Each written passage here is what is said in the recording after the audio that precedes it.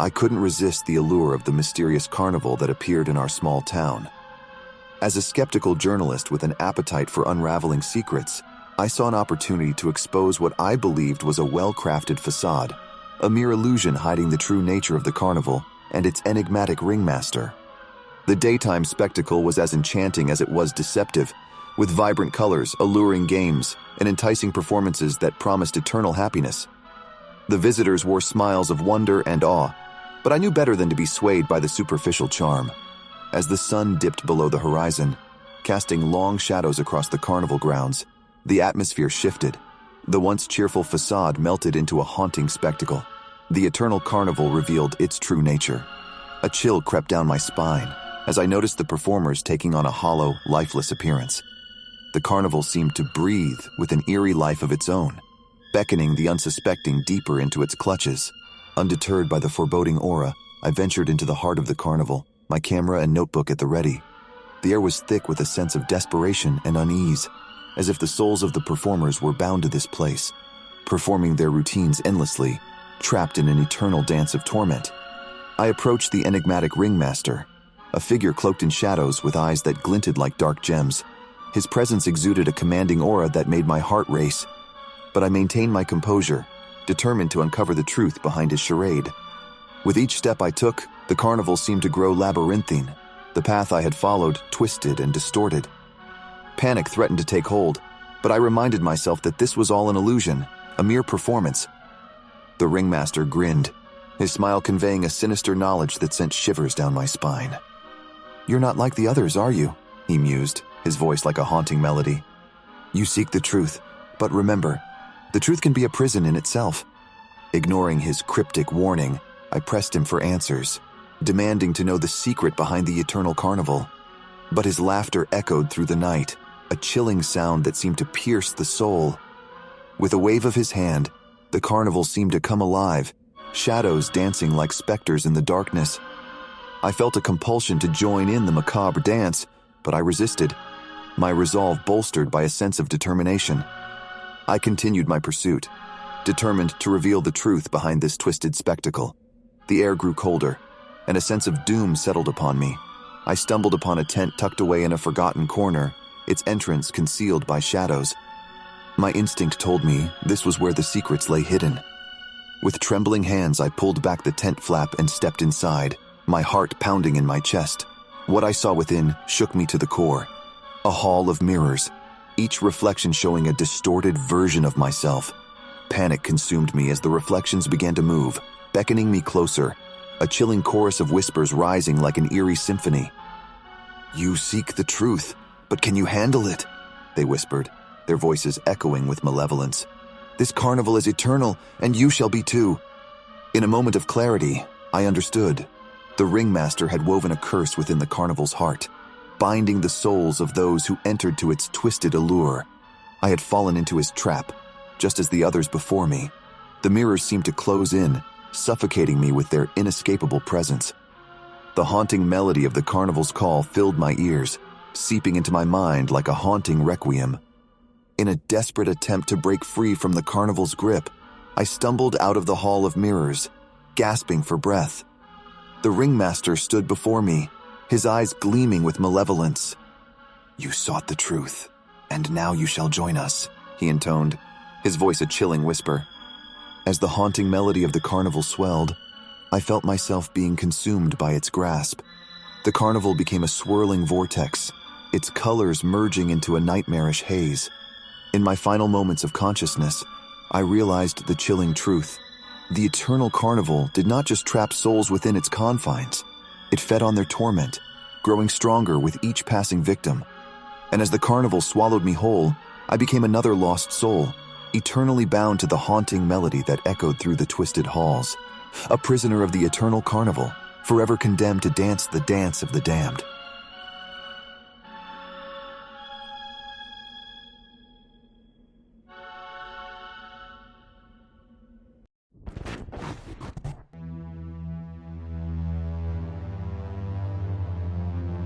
The accident left me on the brink of death, my world shrouded in darkness.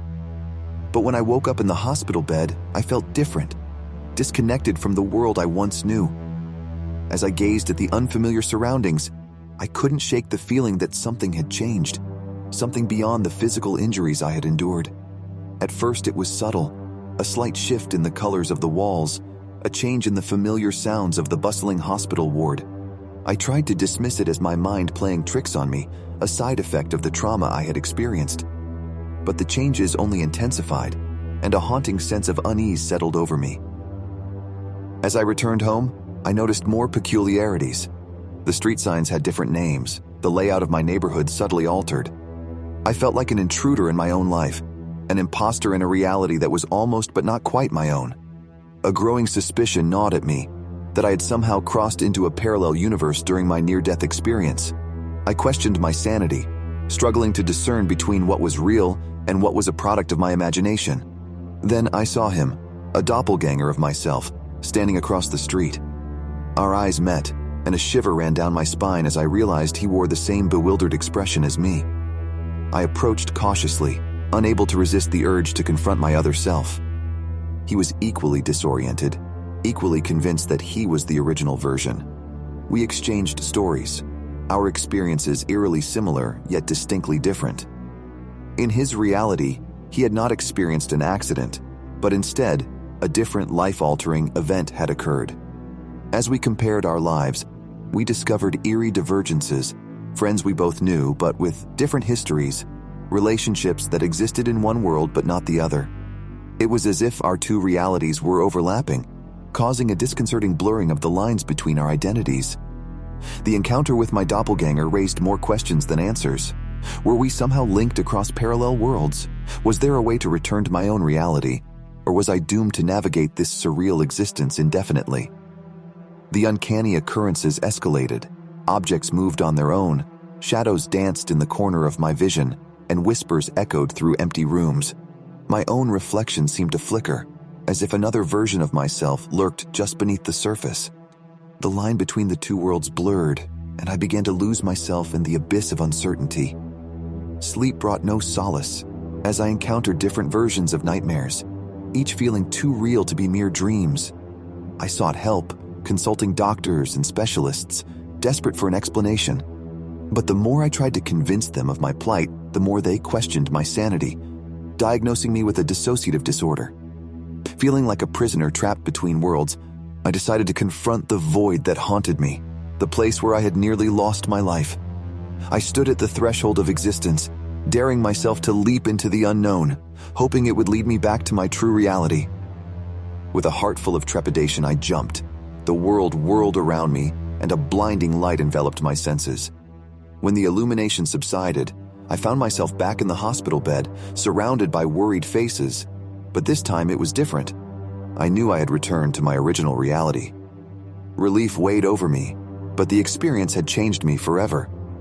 The parallel worlds lingered in the depths of my mind, a haunting reminder that the nature of reality is far more mysterious and intricate than we can ever comprehend.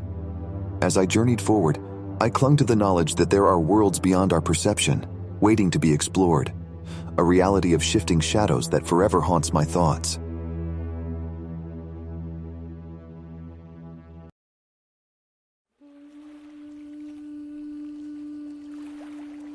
My name is Thomas, and I was once part of a tight-knit crew of fishermen who sailed the open seas seeking bountiful catches. Our lives were intertwined with the ocean, but we had always been cautious of its unpredictable ways. Little did we know that it wasn't the relentless storms or treacherous waves that would bring our downfall, but something far more sinister. It started like any other day at sea. The sun was just beginning to rise, painting the horizon with hues of orange and pink as we set sail. But as we ventured further from the shore, a haunting melody filled the air, so sweet and enchanting that it made our hearts flutter with an otherworldly desire. At first, we tried to ignore the beguiling song, focusing on our work, but it was impossible to resist. The music seemed to wrap itself around our souls, beckoning us to follow its irresistible trail. Mesmerized, we set our course toward an uninhabited island, its lush greenery and white sand seemingly untouched by time. The island appeared like paradise, a much-needed respite from the daily toils of our lives. But as we drew closer, I noticed a peculiar glint in the eyes of my crewmates, their gazes distant and dreamlike. My heart sank as I realized we were no longer in control of our own destinies. The enchanting song lured us ashore, and we found ourselves wandering into the heart of the island, drawn by an inexplicable pull. It was there, in a hidden clearing surrounded by ancient trees, that we saw them. The sirens, ethereal and mesmerizing, their voices mingling with the wind. They sang songs of love and desire, weaving promises of euphoria and eternal happiness. But beneath their enticing facade, their eyes glimmered with a haunting hunger, a hunger for our souls. I tried to shake off the spell, to resist the allure, but it was futile. One by one, my crewmates succumbed to the sirens' call, willingly offering themselves to these otherworldly temptresses. Their eyes grew hollow, their once vibrant spirits now lost to the abyss. In a desperate attempt to break free, I ran back to our ship, my heart pounding with terror. But the siren's song followed me, wrapping its ghostly tendrils around my mind. My hands trembled as I tried to untie the anchor, but the pull of their melody was stronger, dragging me back to the island. As I stood among my lost crewmates, I realized there was no escape. We had become prisoners of our own desires, forever entranced by the haunting melodies of the sirens. Our fates were sealed. We would remain on the island, forever under their spell, our souls tormented by the desire for something we could never truly have. And so, we became part of the island's legend, the lost crew of forsaken wonderland, forever ensnared by the siren's call. Our ship drifted aimlessly, a ghostly reminder of the lives we once had. The sirens' haunting songs continue to echo through the island, luring unsuspecting sailors to their doom, just as they did to us. If you ever sail these waters, heed my warning. Beware the alluring call of the sirens, for once you fall under their spell, there is no escape, and you too will become lost in the haunting melodies that echo through the ages.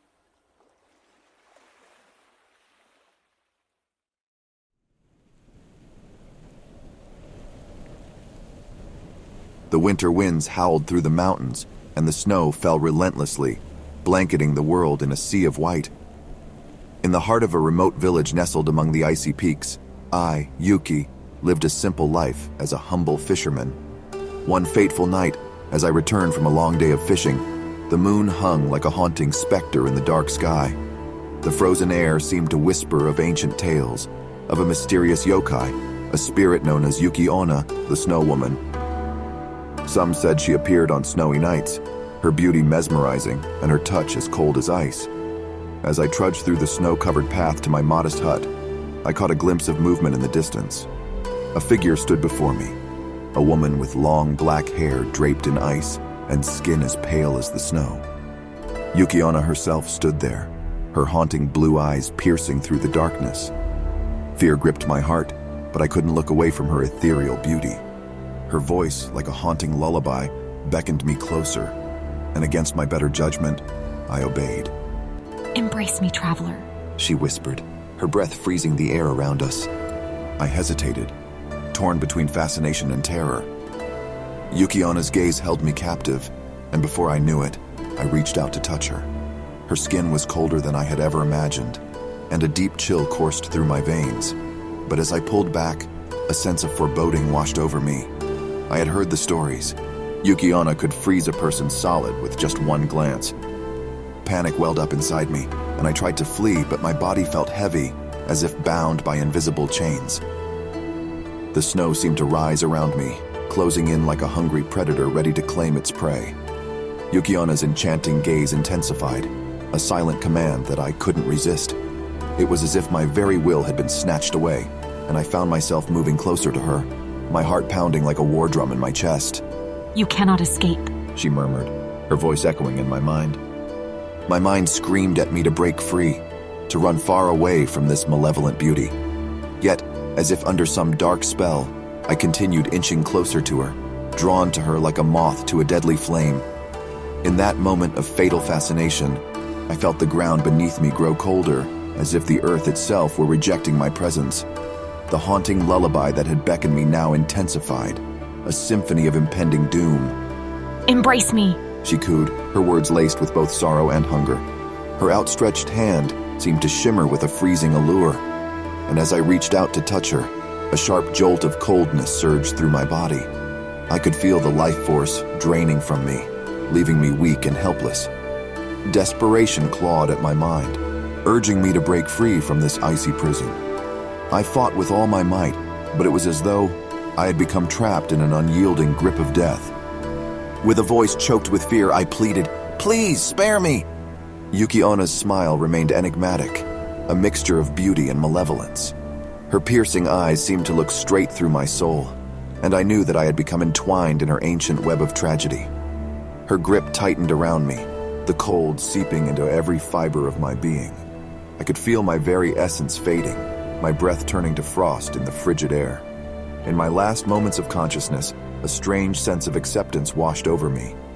I knew that I was destined to become one with the snowy landscape, a mere ghost of my former self. The world around me blurred into a swirling blizzard, and Yuki-onna's haunting melody grew louder, enveloping me in an eternal embrace of ice and darkness. So, as you traverse the wintry wilderness, let not your fascination lead you astray, for the Snow Woman's realm is one of eternal darkness and desolation. In the face of her chilling seduction, remember the fate that awaits those who dare to wander too close, the everlasting coldness that will claim your soul, leaving you forever lost in the haunting embrace of Yuki-onna, the Snow Woman.